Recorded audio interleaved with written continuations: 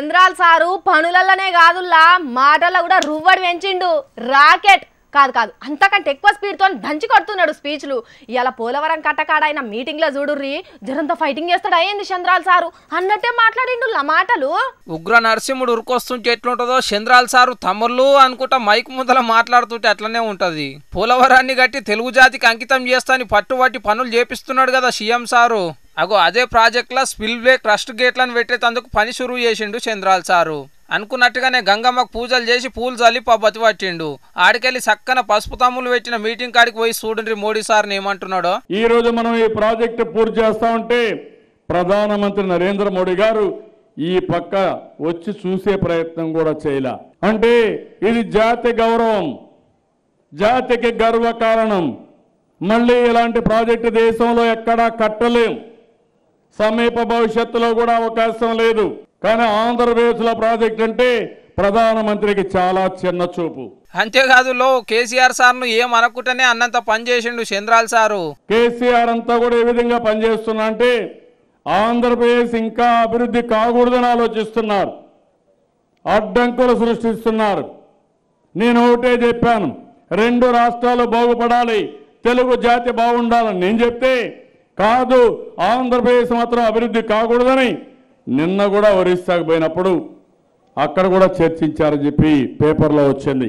అయితే ఇంకా రుణమాఫీ ముచ్చట్లు కూడా చెప్పిండు. 24,000 కోట్లను ఎగతాళి చేశారు, డబ్బులు ఇవ్వకుండా సహాయ నిరాకరణ చేశారు కేంద్ర ప్రభుత్వం. 10 సార్లు అడిగాను, ఒక్క మాట చెప్పమని ప్రధానమంత్రిని అడిగితే ఆ రోజు ఒక్క మాట కూడా చెప్పలేదు.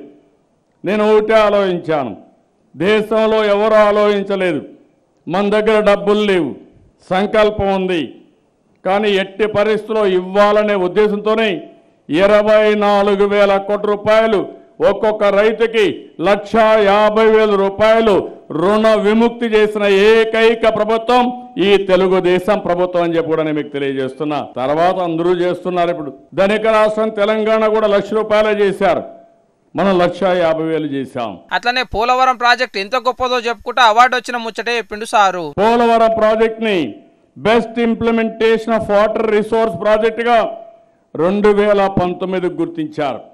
జనవరి 4వ తారీఖున మనకు ఒక అవార్డు కూడా ఇస్తున్నారు.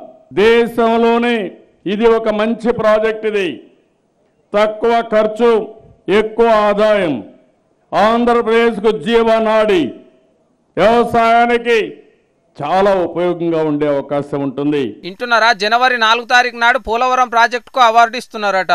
ఇట్లా ఇవే కాదు, సెంటర్ సర్కార్ చేస్తున్న అన్యాయాన్ని మళ్ళొకపారి యాది చేసుకుంటేనే ప్రతిపక్ష పార్టీలు కాళ్ళ కట్టెలు పెట్టినా భయపడలేదని చెప్పిండు. పోలవరం పైన భూసేకరణ చేస్తామంటే కోర్టుకు వెళ్లారు, పునరావాసాన్ని అడ్డుకున్నారు, కోర్టుకు వెళ్లారు, ట్రిబ్యునల్కి వెళ్లారు. ఎన్ని కేంద్ర ప్రభుత్వంలో అవినీతి కోసమే ఈ ప్రాజెక్టు తీసుకున్నామని అపవాదులు వేశారు.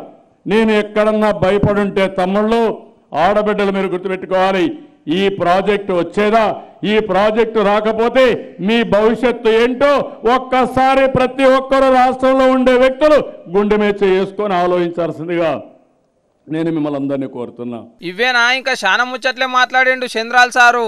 కానీ చూడండి సార్ ఎంత తిప్పల పడుతున్నాడో, అటు తిరుగుడు అట్లనే తిరుగుతున్నాడు, ఇటు స్పీచ్లు అట్లనే దంచుకొడుతున్నాడు.